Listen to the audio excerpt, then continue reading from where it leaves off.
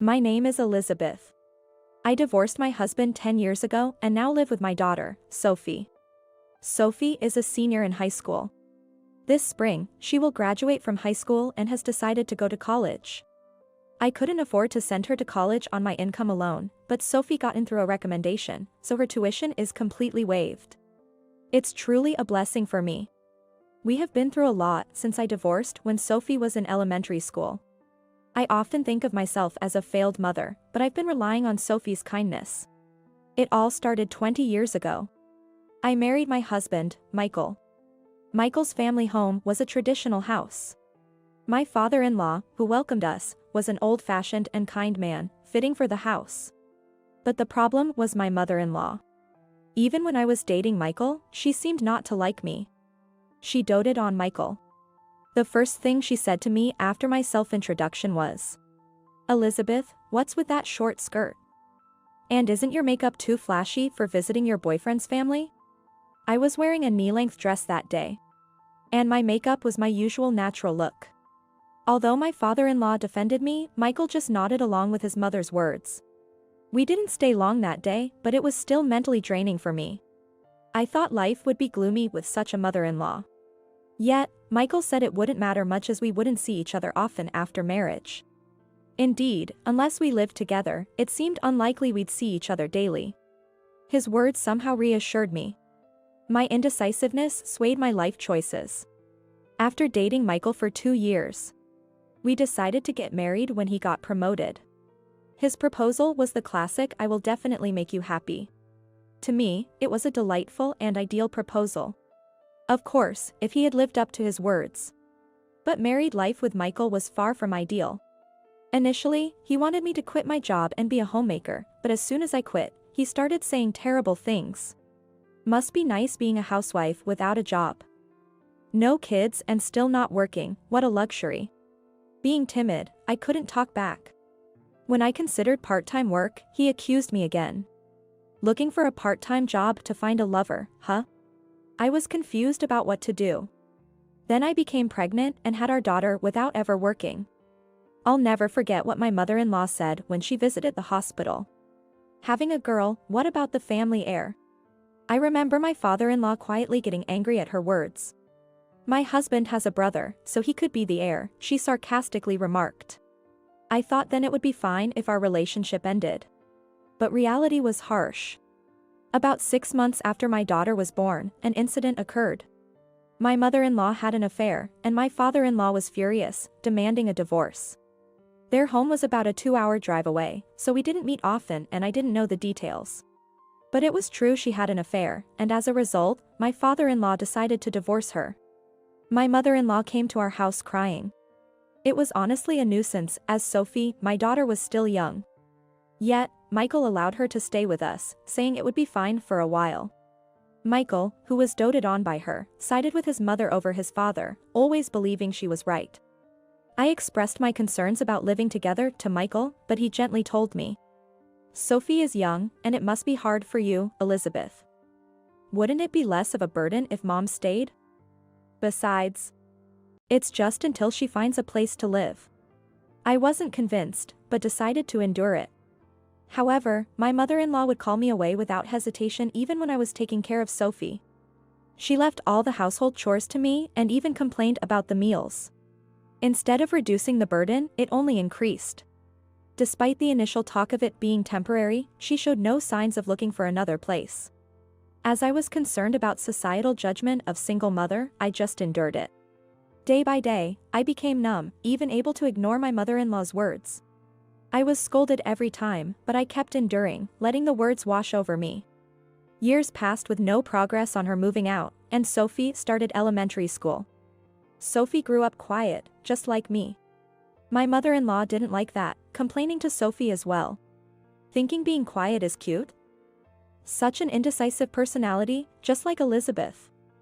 Oh, how annoying. That's when I seriously started considering divorce. Michael was rarely home, citing his busy work, and never stood up to his mother. Then, when Sophie was 8, the moment came. Michael's affair was discovered. The other woman was a clerk at a business partner. Unable to bear this life any longer, I chose divorce immediately. I had been thinking about working again since I suspected the affair and had contacted my former boss and colleagues. Luckily, my former boss, who had started his own business, offered me a job, so Sophie and I could manage on our own. When I presented the divorce papers to Michael, he and his mother attacked me. How will you live after divorce without a job? It's because the wife isn't competent that the husband turns to an affair, right? I was so angry I wanted to retort, but no words came out. During this confrontation, Sophie woke up and came to me. "Mom, what's wrong?" She jumped into my arms, looking up at me with concern. I realized I was the only one who could protect her. With that thought, I found strength. I won't be manipulated by you anymore. I'm getting a divorce. I said that, loaded our prepared bags and Sophie into the car, and left the house. Later, with a lawyer's help, I filed for alimony and child support, and the divorce was finalized. Of course, I also claimed compensation from the other woman.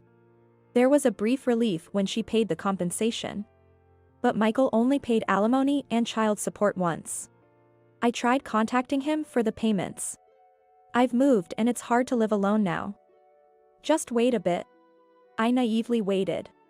Upon further research, I found out that only 24% of single-mother households actually receive child support. Additionally, even among those who initially received child support, the percentage of single-mother households that eventually stop receiving payments due to discontinuation is as high as 15%. In other words, 3 out of 4 single mothers are not receiving child support, a seriously critical situation. I never realized this until I was in that position. Busy with work and Sophie's school, I had no time to think about it, just struggling to survive. Sophie, being a child of a single mother, was bullied at school, and I was desperate to protect her. 10 years have passed since those days. When Sophie was about to graduate from high school, Michael and my mother-in-law suddenly visited. I was shocked and speechless, wondering how they found our place. But I couldn't afford to lose this battle. "What do you want?" Michael, without any sense of guilt, replied. "Mom says we need an heir, so can you return our daughter?" His words made my blood boil. Return her? Sophie isn't an object. Besides, someone who doesn't pay child support has no right to see her. Isn't Sophie 18 now? Are you still treating her like a child?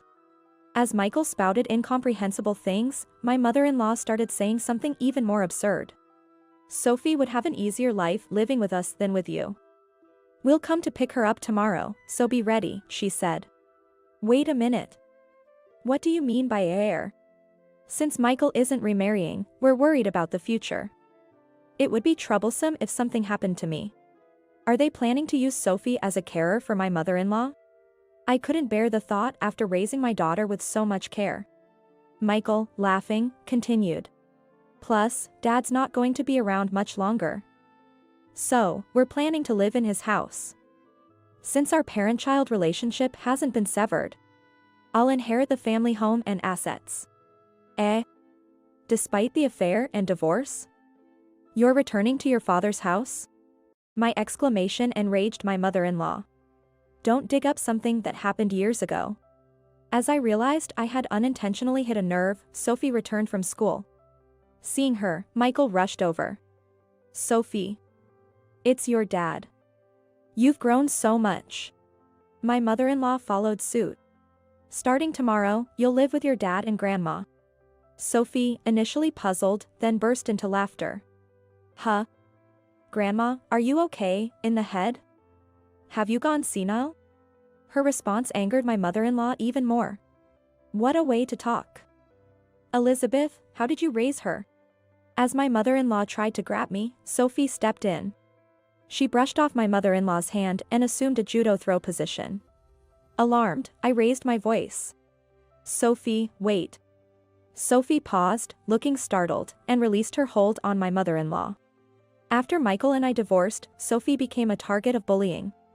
One day, she suddenly expressed a desire to learn judo. It seemed abrupt, so I asked her why. She told me someone who practiced judo had protected her from bullies on her way home from school. Watching from afar, she thought becoming strong in judo would make her fearless against the bullies. I wanted to fulfill my daughter's wish, so I let her take judo lessons. Sophie improved rapidly. Her quiet personality transformed, becoming more assertive and better at socializing. Now, she's like a different person, strong and confident. In high school, she even competed in national competitions, earning her a college recommendation for judo. Michael and my mother-in-law were visibly shaken by Sophie's transformation. "So, what do you want from me?" Intimidated by Sophie's presence, Michael and my mother-in-law left hastily. After I explained everything, Sophie sighed deeply, then looked serious. "Can we visit Grandpa?" We hadn't been in touch with my father-in-law since the divorce, even though he had always been kind to us. The following weekend, I took Sophie to visit her grandfather. My father-in-law, who welcomed us, looked healthier than the stories we had heard suggested. After explaining the situation to him, he sighed deeply. "I'm sorry for all the trouble I've caused you and Sophie." Even after the divorce, he apologized. It turned out that Michael's assumption about his father's health was premature, and Sophie and I were relieved. Then, unexpected visitors arrived. "Why are you two here?" It was my mother-in-law and Michael. I responded firmly. "I brought Sophie to see her grandfather because she wanted to visit him. You, having been divorced, shouldn't have any business here, right?" My father-in-law also raised his voice. "Elizabeth is right. Get out of here. Michael, I've severed ties with you as a son. And don't you dare come back. I won't leave a penny of my estate to either of you." Sophie delivered the final blow to the agitated pair. "I tend to throw people around when I'm angry. Are you sure you want to stay?" Hearing this, Michael and my mother-in-law froze. "Don't ever show your faces here again." My words sent them fleeing. After that, Sophie and her grandfather rekindled their relationship.